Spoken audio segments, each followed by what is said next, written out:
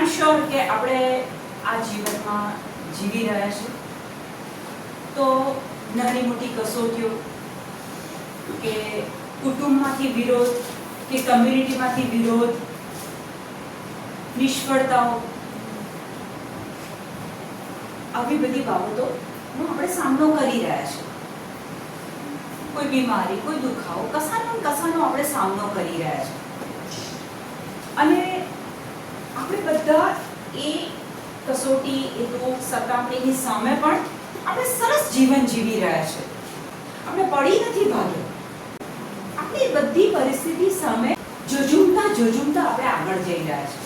તો આપણી સામે એવું તો શું છે કે આટલી કસોટી થાય છે, આટલો દુખાવો થાય છે, તે છતાં પણ આપણે હજુ મક્કમતાથી આગળ જઈ રહ્યા છીએ? એવું તો શું છે કે જેને જોઈને તમે જીવી રહ્યા છો? રનિંગ રેસ હોય ને, 4 જણ ભાગ લીધો હોય તો એ 4 જણની નજર ક્યાં પેલી ટ્રોફી પર હોય, પેલો ઇનામ મળવાનું હોય ને એના પર હોય. તો તમારી નજર શાના પર છે કે જેના કારણે આ મુસીબતો, તકલીફ, નિષ્ફળતાઓ એ બધામાં બી તમે મજબૂત રહીને આગળ જાઓ છો? આ જીવનની કસોટીમાં આપણી નજર ક્યાં છે? હિબ્રુ 4:10 જે કોઈ ઈશ્વરના વિશ્રામધામમાં પ્રવેશ કરે છે, જે કોઈ ઈશ્વરના વિશ્રામધામમાં પ્રવેશ કરે છે તે પોતાના કાર્યોમાંથી વિશ્રામ લે છે. જે કોઈ વિશ્રામધામમાં પ્રવેશ કરે છે તે પોતાના કાર્યોમાંથી વિશ્રામ લે છે, જેમ ઈશ્વરે પોતાના કાર્યોમાંથી વિશ્રામ લીધો હતો. પહેલા મેં તો વિશ્રામધામ એટલે શું? સ્વર્ગ, અનંત જીવન. પડદો ચીરી નાખ્યો અને પ્રભુ ઈસુએ આપણા માટે સ્વર્ગનો દ્વાર ખોલી કાઢ્યો. તો એ સ્વર્ગમાં એન્ટર થયા પછી, આપણે અનંત જીવનમાં દાખલ થયા પછી ત્યાં ના દુઃખ છે, ના દુખાવા છે, ના રોગ છે, ના કશું જ અશાંતિ, કંઈ જ નથી. ત્યાં માત્ર અને માત્ર સુખ, આનંદ અને પ્રભુની સંગત છે. તો એ છે વિશ્રામધામ અકોર્ડિંગ ટુ બાઇબલ. હવે વચનમાં એવું કહે છે કે જે લોકો વિશ્રામધામમાં એન્ટર કરે છે ને એ લોકો એમના ડે ટુ ડે લાઈફના કાર્યોમાંથી વિશ્રામ લે છે. શું કામ વિશ્રામ લેવાના કામમાંથી? જેમ ઈશ્વરે વિશ્રામ લીધો હતો. આપણને ખબર છે કે પ્રભુએ 6 દિવસ સર્જન કર્યું અને 7મા દિવસે શું લીધું? વિશ્રામ, આરામ કર્યો. 7મા દિવસે એમણે સર્જન નહીં કર્યું. જે કંઈ સર્જન કરવાનું હતું એ 6 દિવસ કર્યું. 7મા દિવસે વિશ્રામ લીધો. અને જૂના કરાર પ્રમાણે 7મો દિવસ એ વિશ્રામ પાડો. એ દિવસે તમારે મજૂરી નહીં કરવાની, ઘરનું કામ નહીં કરવાનું, રાંધવાનું નહીં, ઘેટા બકરા નહીં ચરાવવાના, કશું જ કામ નહીં કરવાનું. એ દિવસે વિશ્રામ કરવાનું. અને એ દિવસને એ લોકો પવિત્ર દિવસ, એ દિવસે બીજું કાંઈ જ નહીં કરવાનું. એ દિવસે પ્રભુ સાથે બેસવાનું. એટલે કે જે લોકો સ્વર્ગમાં પ્રવેશ કરે છે, અનંત જીવનમાં પ્રવેશ કરે છે, એ લોકો રોજિંદા કામમાંથી આરામ લે છે, વિશ્રામ લે છે. તમે લોકો નોકરી કરતા હોય, તમે લોકો રાંધતા હોય, તમે લોકો બિઝનેસ કરતા હોય, મને ખબર નથી, પણ વચન એવું કહે છે કે જો વિશ્રામધામમાં એન્ટર થવું છે તો એ વિશ્રામ, એ આરામ, રૂટીન કામમાંથી છૂટું પડવું એ બહુ જરૂરી છે. અને છૂટા પડ્યા પછી કામમાંથી વિશ્રામ લેવાનો એટલે કે પ્રભુ સાથે સંગત કરવાનો. માટે આપણે એ વિશ્રામધામમાં પ્રવેશ મેળવવા માટે પ્રયત્નશીલ બનીએ. બસ એ અનંત જીવનમાં પ્રવેશ મેળવવા માટે કે છે કે આપણે પ્રયત્નશીલ બનીએ. આપણામાંનો કોઈ પણ એ લોકોની અશ્રદ્ધાનું અનુકરણ કરી એનાથી વંચિત ન રહે. એ લોકો એટલે કોણ?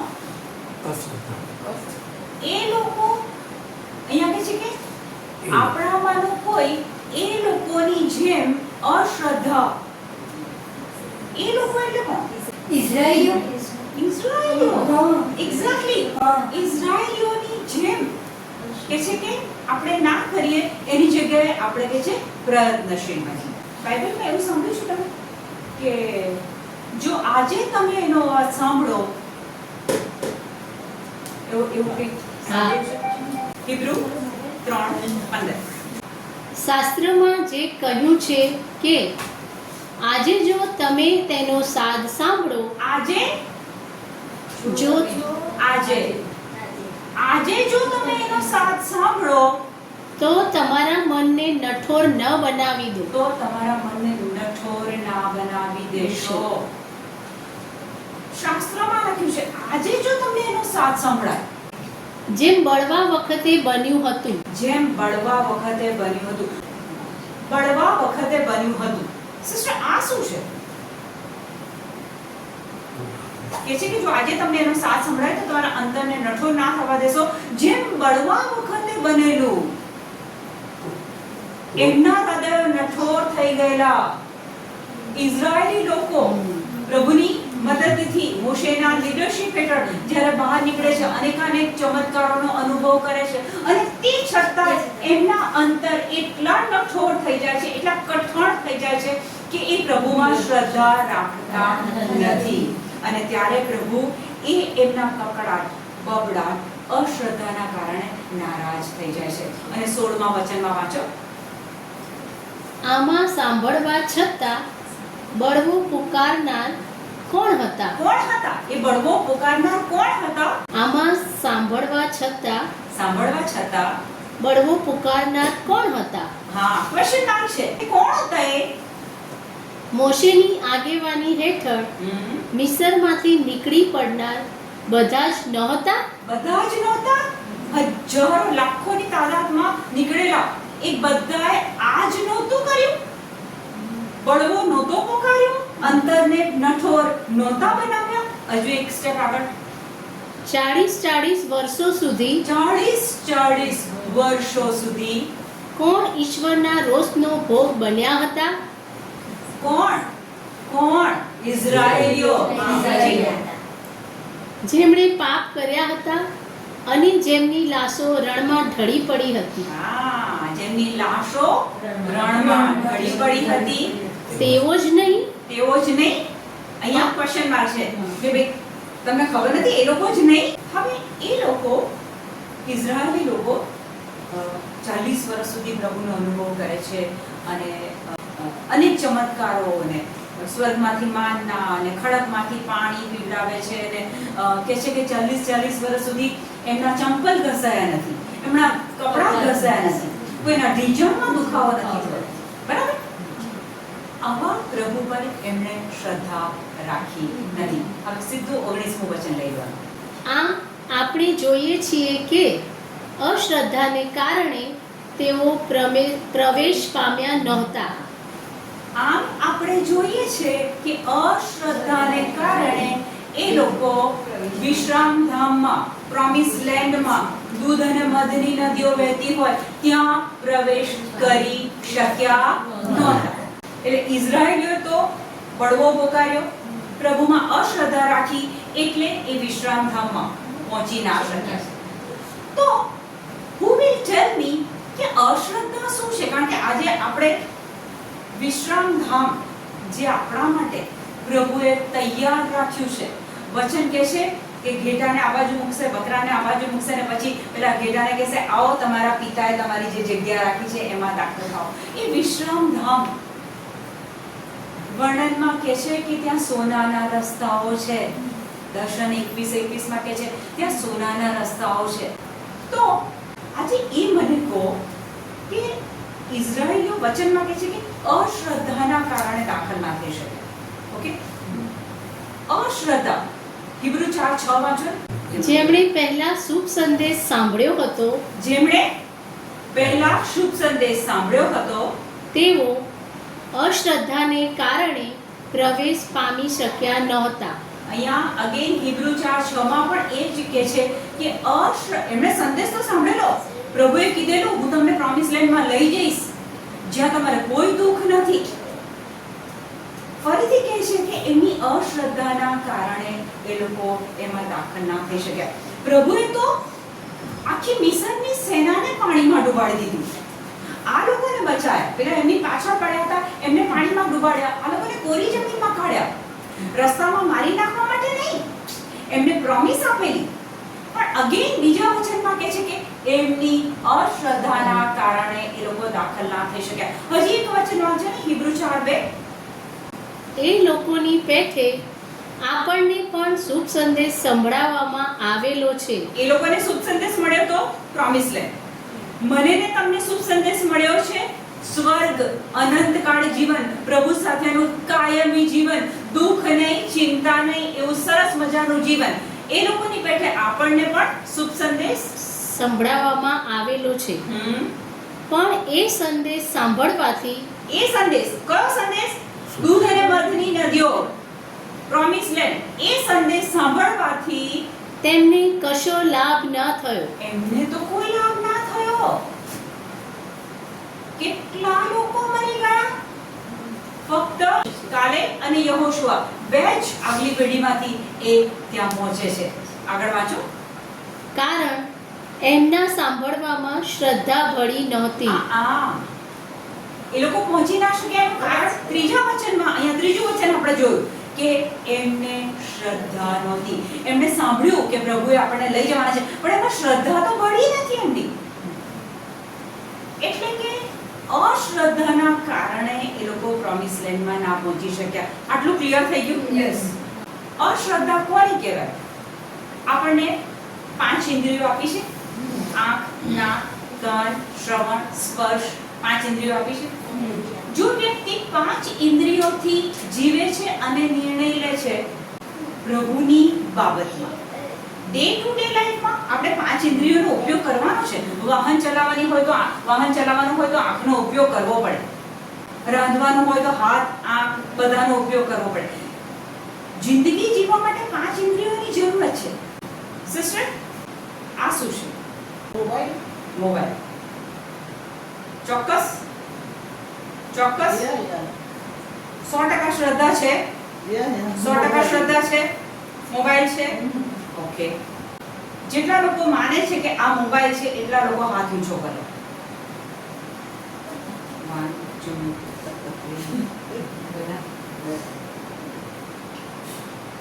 Mobile phone. પ્રવીણ સિવાય બધા કહે છે કે તમને શ્રદ્ધા છે કે આ મોબાઈલ છે.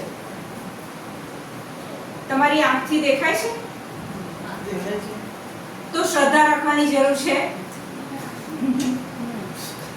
આંખથી દેખાય છે, આ મોબાઈલ જ છે. શ્રદ્ધા ક્યાં રાખવાની? જે દેખાતું નથી, જે ઇન્દ્રિયોથી નથી જીવતું. પ્રભુ સાથે જો સંબંધ રાખવો છે, પ્રભુને ઓળખવા છે, પ્રભુમાં શ્રદ્ધા રાખવી છે, તો જો તમે ઇન્દ્રિયો પર ગયા, દાખલા તરીકે કોઈ જગ્યાએ પ્રાર્થના થતી હોય, પ્રેઝ એન્ડ વર્શિપ થતું હોય, મ્યુઝિક વાગતું હોય, ગીતો ગવાતા હોય, તો તમને ગૂઝબમ્પ થશે. શરીરમાં કંઈ ધડધડાટ આવશે. એ દિવસે તમને શું લાગશે? Yes, today I experience God. બીજા દિવસે તમે ગયા, તમને એવો અનુભવ ના થયો. એટલે તમે શું માનશો કે આજે પવિત્ર આત્મા વેકેશન પર ગયા છે. તમને અનુભવ ગુઝબમ્પ થાય કે ના થાય, શરીરમાં ધ્રુજારી આવે કે ના આવે, વચન કહે છે કે તમે પવિત્ર આત્માનું મંદિર છો. દેખાતું નથી. મોબાઈલ દેખાય છે, જે દેખાય છે એમાં શ્રદ્ધાની જરૂર નથી. વચન કહે છે કે તમે પવિત્ર આત્માનું મંદિર છો. તમને અનુભવ નથી થતો, yet you choose to believe that હા, હું પવિત્ર આત્માનું મંદિર છું. એ છે શ્રદ્ધા. અશ્રદ્ધા એટલે જે ઇન્દ્રિયોથી પ્રભુ સાથે સંબંધ બંધાવવા માટે ચિહ્નો માંગે છે, નિશાનીઓ માંગે છે, અનુભવ માંગે છે, ટેન્જેબલ એક્સપિરિયન્સ માંગે છે. મારું બાઇબલ કહે છે કે મારો ઈસુ મારા માટે મરી ગયો અને એના લોહીમાં મારા પાપ ધોવાઈ ગયા. શાસ્ત્રમાં લખ્યું છે, માટે મારી શ્રદ્ધા છે. એ લોકોને પ્રોમિસ મળી હતી, પણ એ લોકોએ બળવો કર્યો અને અશ્રદ્ધા રાખી. એમને પ્રભુ દેખાતો નતો. આજે આપણને પણ પ્રભુ નથી દેખાતો, પણ આપણે અત્યારે વધારે સારી સ્થિતિમાં છીએ. ખબર છે કેમ? આપણી પાસે આ વચન છે. આપણી પાસે આ વચન છે. અશ્રદ્ધા એટલે જે ઇન્દ્રિયોથી પ્રભુને અનુભવવાની કોશિશ કરે એ અશ્રદ્ધા છે. બરાબર? ઇન્દ્રિયોથી પ્રભુને ઓળખવાની કોશિશ કરે. તો પછી શ્રદ્ધા શું છે? રોમ 3:27 કાઢો. તો પછી આપણે શેનો ગર્વ કરી શકીએ? આ સંત પાઉલ કહે છે, તો પછી આપણે શાનો ગર્વ કરી શકીએ? ગર્વને તો કશું સ્થાન જ નથી. ગર્વને તો કશું સ્થાન જ નથી. કયા નિયમને કારણે? કયા નિયમને કારણે. નિયમને કારણે? પુણ્ય કર્મો કર્યાના નિયમને કારણે પુણ્ય કર્મના કારણે નહીં, પણ શ્રદ્ધાના નિયમને કારણે. પણ શ્રદ્ધાના નિયમને કારણે. ગર્વ શાનો લેવાનો છે? પોતાના કર્મનો નહીં, શ્રદ્ધાના નિયમના કારણે. શ્રદ્ધા એક નિયમ છે. Have you ever thought? શ્રદ્ધા એક નિયમ છે. દાખલા તરીકે ગુરુત્વાકર્ષણનું બળ એક નિયમ છે. વસ્તુ ઉપરથી પડે એ નીચે જ જાય. એમાં સિસ્ટર નાખે, હું નાખું, તમે તમારા હાથમાંથી નાખો, અમેરિકામાંથી, કેનેડામાંથી, ક્યાંથી પણ વસ્તુ નાખો એ નીચે પડશે. એ નિયમ છે. એમાં કોઈ માણસનો ભેદ, જગ્યાનો ભેદ, કાળા ગોરાનો ભેદ છે? એ પ્રભુએ નિયમ બનાવ્યો છે કે વસ્તુને તમે ઉપરથી ફેંકો એ નીચે જ પડવાની છે. એમાં કદી ફેલ જવાતું નથી. એ જ પ્રમાણે શ્રદ્ધાનો પણ એક નિયમ છે. પ્રભુ ઈસુ શું કહે છે? બાય તારી શ્રદ્ધાએ તને સાચી કરી છે. એ શ્રદ્ધાનો નિયમ છે. પ્રભુ કહે છે કે જે એમાં દાખલ થશે, એ શ્રદ્ધામાં દાખલ થશે, એને પરિણામ મળવાનું જ છે. પછી એ 12 વર્ષથી રક્તસ્રાવથી પીડાતી બાઈ હોય કે પછી અશ્રુબેન, વર્ટિગો, પ્રભુ કહે છે કે જેણે શ્રદ્ધા રાખી એને પરિણામ મળશે. માર્ક 16 તો પ્રભુ કહે છે કે જેને શ્રદ્ધા હશે એ લોકો અદ્ભુતો કરશે, ચમત્કારો કરશે, અન્ય ભાષા બોલશે, ટંગ્સમાં બોલશે. ઝેરી પીણું પીશે તો કહે છે કે એમને અસર નહીં થાય. એટલે શ્રદ્ધા શું છે સિસ્ટર? એક નિયમ છે. પેલાની શ્રદ્ધા બહુ છે, હો, પેલાની શ્રદ્ધા બહુ છે, ના, એક નિયમ છે. જો તમે એ નિયમમાં એન્ટર થાઓ તો પરિણામ તમને પણ એ જ મળશે. Law is a universal truth. Whoever enters into that gets the same result. નિયમ એ વૈશ્વિક સિદ્ધાંત છે. જે કોઈ એમાં દાખલ થાય એ બધાને એક સરખું પરિણામ મળે. એટલે આપણે એમ કહીએ કે ઈસુના ઘાથી મને સાજાપણું મળી ગયું છે, ઈસુના ઘાથી મને સાજાપણું મળી ગયું છે, પણ દુખાવો તો જતો નથી. કેમ? કારણ કે એમાં તમારી શ્રદ્ધા ભળી નથી. એમાં તમારી શ્રદ્ધા ભળી નથી. શ્રદ્ધા તો નિયમ છે. હિબ્રુ 4:1 વાંચો. વિશ્રામધામમાં પ્રવેશનું વચન હજી ઊભું જ છે. હેલો, આપણા માટે આ એક ટકોરો છે, એક રિમાઇન્ડર છે. ફરીથી વાંચો. વિશ્રામધામમાં પ્રવેશનું વચન હજી ઊભું જ છે. એટલે તમારામાંના કોઈને હું રહી ગયો એમ ન લાગે એ વિશે આપણે જાગૃત રહેવું જોઈએ. આપણા માટે આ વચન છે કે વિશ્રામધામનું વચન, પ્રોમિસ, એ હજી ઊભી જ છે. એ વચન આપણા માટે ઊભું જ છે. એ ઈસુએ તો આપણા પહેલા જઈને પડદો ચીરીને સ્વર્ગ ખોલી કાઢ્યું છે. એ આપણા માટે જગ્યા ત્યાં છે. પણ તમારામાંના કોઈને એમ ના લાગે કે હું રહી ગયો. 5 મૂર્ખી કન્યાઓ પાછળથી ખખડાવે, દરવાજો ના ખુલે. તમને એમ ના લાગે કે ત્યાં મને પ્રવેશ ના મળ્યો. એટલે આપણે સતેજ રહેવું જરૂરી છે, વિજિલન્ટ રહેવું જરૂરી છે કે એટ પ્રેઝન્ટ હું જે જીવન જીવું છું એમાં મારી શ્રદ્ધા ભળી છે. જો સંસારી હઈશું કે સંન્યાસી હઈશું, લગ્ન કરેલા હઈશું કે લગ્ન કુમારા, અત્યારે તો આ ટ્રેન્ડ બહુ ચાલ્યો છે. લગ્ન નહીં કરવાનું, બાળકો પેદા નહીં કરવાના, લિવ ઇન રિલેશનમાં રહેવાનું, કોઈ જવાબદારી નહીં ઉઠાવવાની, કોઈ નીતિમત્તા નહીં, કોઈ પ્રભુનો ડર નહીં. એ જીવન પૃથ્વી પરનું પૂરું થઈ જશે. પણ પાછળનું છે ને એ કદાપી પૂરું નથી થવાનું. યા તો તમે અંધકારના રાજ્યમાં છો યા તો પ્રકાશના રાજ્યમાં છો, પણ જ્યાં ગયા ત્યાં કાયમી જીવન છે, ત્યાંથી જગ્યા બદલાવાની નથી.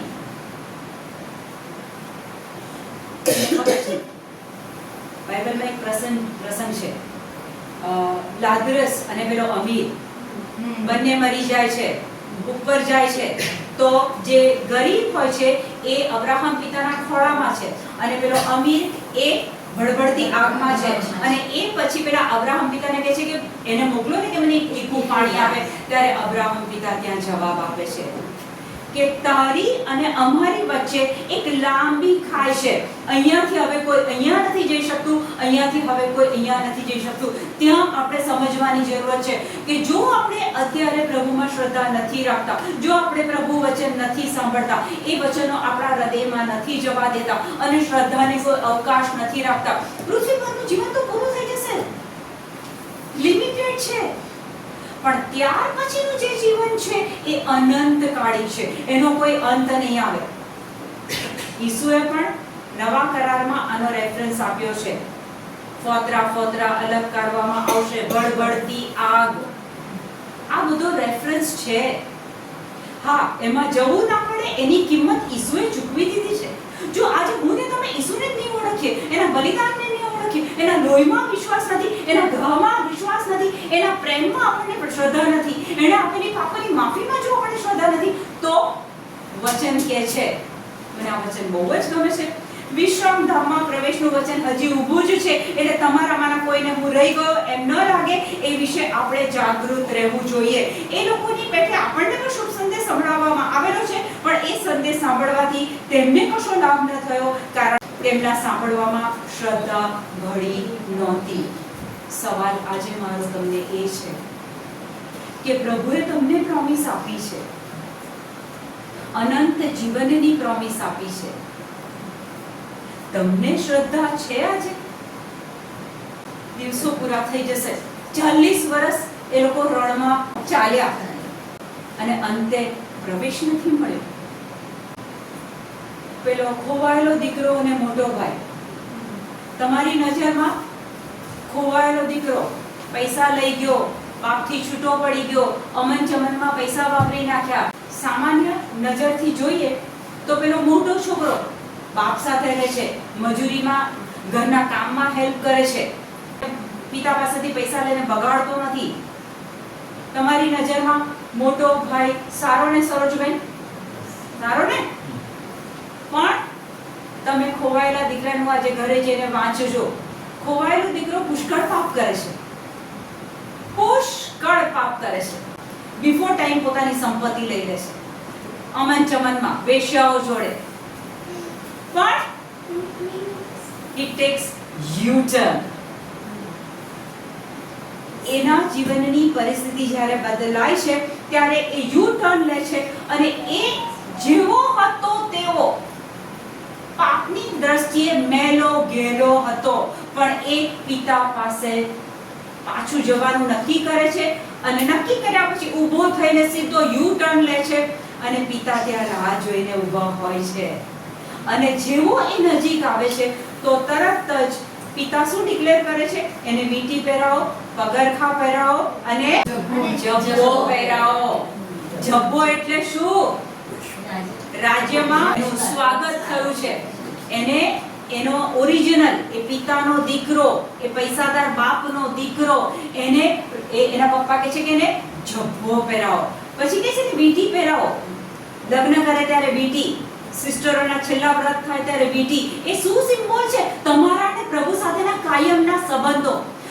જ્યારે પતિ પત્ની લગ્ન કરે છે ત્યારે કાયમના સંબંધો બતાવે છે. પિતા કહે છે ને વીંટી પહેરાવો અને છેલ્લે કહે છે પગરખા પહેરાવો. પગરખા એટલે કે રાજાનો જે મહેલ હોય ને, રાજાનો મહેલ, એ રાજાના મહેલમાં રાજાના કુટુંબના મેમ્બર સિવાય કોઈ જૂતા પહેરીને, પગરખા પહેરીને જઈ ના શકે. ત્યાં પિતાએ એને કીધું કે એને પગરખા પહેરાવો. એનો મતલબ કે જ્યારે વ્યક્તિ પાપમાંથી પાછી પિતા પાસે જાય છે, ઈશ્વરીય પિતા પાસે જાય છે, ત્યારે ઈશ્વર પિતા એનો સ્વીકાર કરે છે કે મારા સ્વર્ગના રાજ્યમાં તને મારા બાળક તરીકે હું સ્વીકાર કરું છું, કાયમ સંબંધ વીંટી, જબ્બો અને પગરખાં.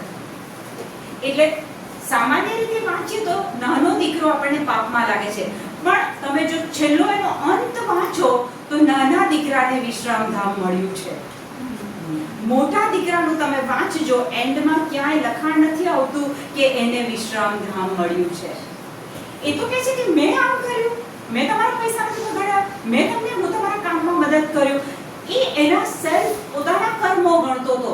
જૂના કરારના લોકો પોતાના કર્મે સ્વર્ગમાં જવાની વાત હતી. આપણે નવા કરારના લોકો છે, ઈસુ પછી જન્મ્યા છે, આપણા કર્મથી નથી જવાનું, આપણે ઈસુના દ્વારા સ્વર્ગમાં પ્રવેશ મેળવવાનો છે. એ શ્રદ્ધા રાખીને આપણે સ્વર્ગમાં પ્રવેશ મેળવવાનો છે. અશ્રદ્ધા શું એ આપણે જોયું. શ્રદ્ધા હિબ્રુ 11:1 માં કહે છે કે જે જોયું નથી એના પર શ્રદ્ધા રાખવાની છે. તો પછી શ્રદ્ધા વધે કેવી રીતે? અમારે વિશ્રામધામમાં જવું છે, અનંતકાળી જીવન પ્રભુ સાથે જીવવું છે. અને આગળના 3 વચનોમાં આપણે જોયું કે અશ્રદ્ધાના કારણે ઇઝરાયલીઓ વિશ્રામધામમાં પહોંચી ના શક્યા. અને આપણને પ્રભુ કહે છે કે શ્રદ્ધા વગર કશું જ શક્ય નથી. શ્રદ્ધા હશે તો જ અનંતકાળી જીવન મળશે. શ્રદ્ધા કેવી રીતના વધે? રોમ 10:17. એટલે શ્રદ્ધા ઉપદેશ સાંભળવાથી જાગે છે. એટલે શ્રદ્ધા ઉપદેશ સાંભળવાથી જાગે છે.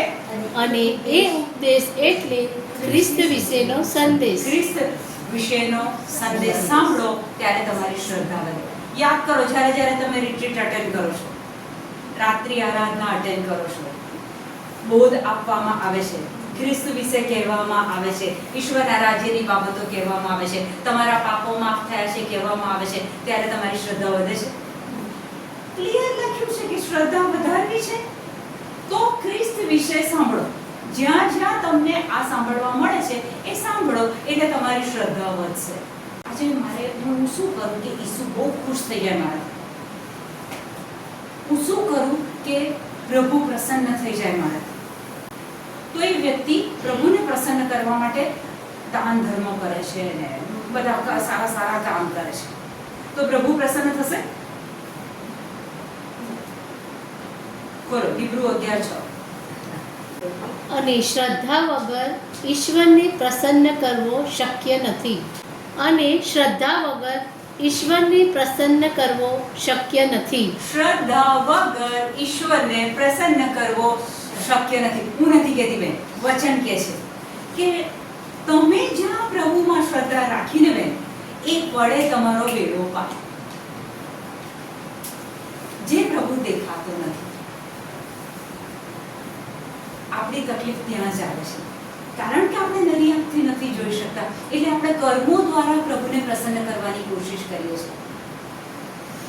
કેટલા બધા લોકો મેં એવા જોયા છે કે બસ કર્મ કરું છું, પણ વચન કહે છે કે શ્રદ્ધા વગર પ્રભુને પ્રસન્ન કરવો શક્ય નથી. હિબ્રુ 4:7.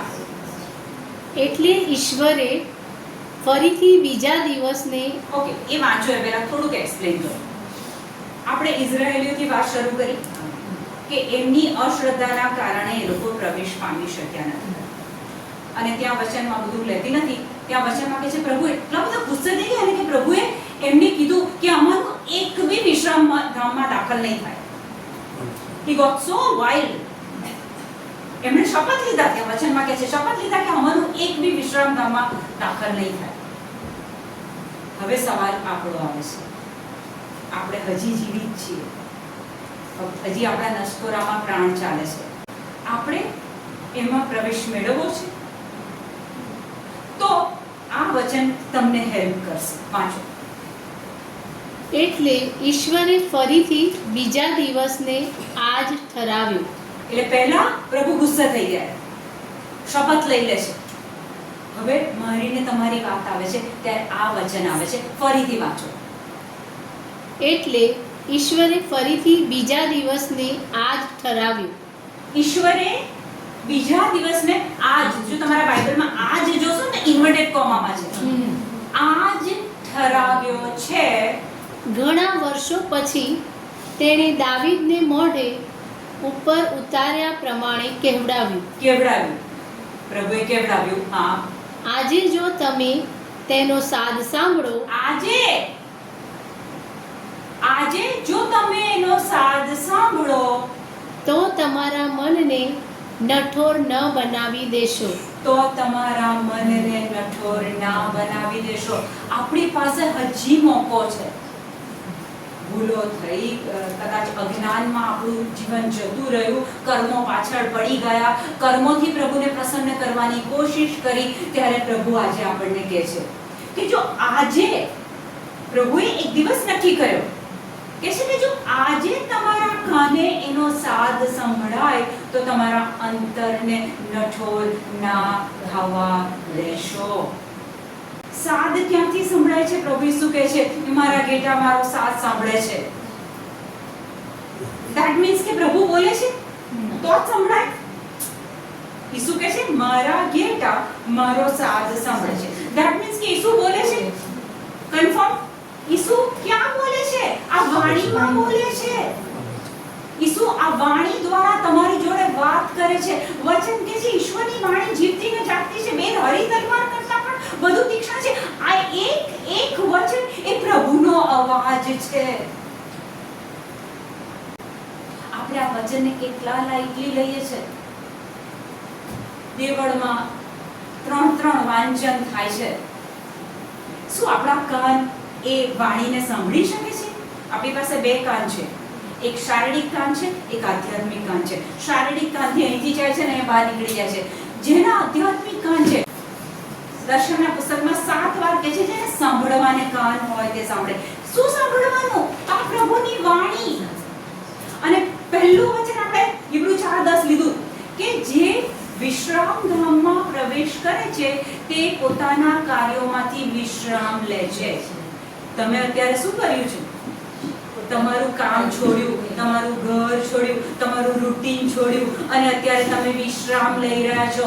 તમે પ્રભુના વચન સાંભળી રહ્યા છો. એ તમારા કાનમાં જઈ રહ્યા છે. એ તમારી શ્રદ્ધા વધારી રહ્યા છે. અને એટલે આપણે એ વચન આપણા માટે હજી ઊભું છે કે તમારામાંથી કોઈ રહી ગયું એવું તમને ના લાગે. આ વચન સાંભળવાથી શ્રદ્ધા વધે છે. રોમ 10:8. હવે પ્રભુનો સંદેશ, ઈશ્વરની વાણી, ઈશ્વરનો શબ્દ, એના વિશે આપણે સાંભળીએ. પણ એ શું કહે છે? સંદેશ તમારી પાસે જ છે. હાલો, પ્રભુનો સંદેશ સાંભળશો તો શ્રદ્ધા વધશે. શ્રદ્ધા વધશે એટલે વિશ્રામધામમાં પ્રવેશ મળશે. તો આપણે વિશ્રામધામમાં પ્રવેશ કરવા માટે અહીંયા ત્યાં ભટકવાની, આ મંદિર, પેલું દેવળ, ત્યાં જવું, પગે પડવું, નો. વચન ચોખ્ખું કે ફરીથી વાંચો. પણ એ શું કહે છે?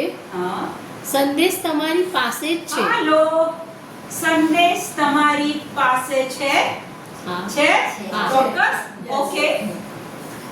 તારા હોઠ ઉપર છે. તારા હોઠ ઉપર છે. હે મારા બાપ તું સ્વર્ગમાં છે. પછી વચનો બોલો છો. તમારા હોઠ ઉપર છે. સંદેશ તમારી પાસે છે, તમારા હોઠે છે, તમારા અંતરમાં છે. તમારા અંતરમાં છે. સંદેશ એટલે અમે જેની ઘોષણા કરીએ છીએ તે શ્રદ્ધાનો સંદેશ. હવે 9મું વચન.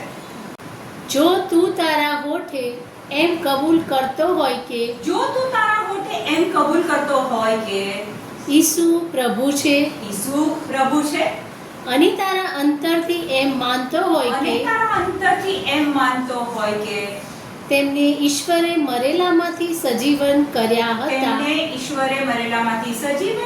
હતા તો તારો ઉદ્ધાર થશે. હાલેલુયા! તો તમારો ઉદ્ધાર થશે. અહીંયા આપણને ચોખ્ખું વચન શું કહે છે? જો તું તારા અંતરથી માનતો હોય ને હોઠે કબૂલ કરતો હોય કે ઈસુ એ જ તારો પ્રભુ છે અને ઈશ્વરે તેમને મરેલામાંથી સજીવન કર્યા હતા, આ બાબતમાં જો તારી શ્રદ્ધા ભળી ગઈ, આ આપણને વચન મળ્યું છે, જો આમાં આપણી શ્રદ્ધા ભળી ગઈ તો પેલા ઇઝરાયેલીઓની જેમ આપણે એમાંથી બાકાત નથી રહેવાના. વચન ચોખ્ખું કહે છે તો તારો ઉદ્ધાર થશે. જે નથી દેખાતો એ પ્રભુમાં જેણે શ્રદ્ધા મૂકી અને એના પર ભરોસો રાખીને જે જીવન જીવે છે, સફળ થવાય, નિષ્ફળ થવાય, વિરોધ થાય, કસોટીઓ આવે, સતામણીઓ આવે, બધું જ થાય, પણ મને ખબર છે કે એ વિશ્રામધામ ઈસુએ પડદો ચીરીને મારા માટે ખોલી નાખ્યું છે, જ્યાં તમારી શ્રદ્ધા આમાં બેઠી. આ પૃથ્વી પરનું જીવન તો બહુ ટૂંકું છે બેન. એટલે જે રોજિંદા કામમાંથી વિશ્રામ લે છે એ વિશ્રામધામમાં પહોંચે છે. કઈ રીતે? પ્રભુ સાથે, વચન સાથે એક થઈને. ધન્યવાદ પ્રભુ. Thank you Jesus. Praise you Jesus. Amen.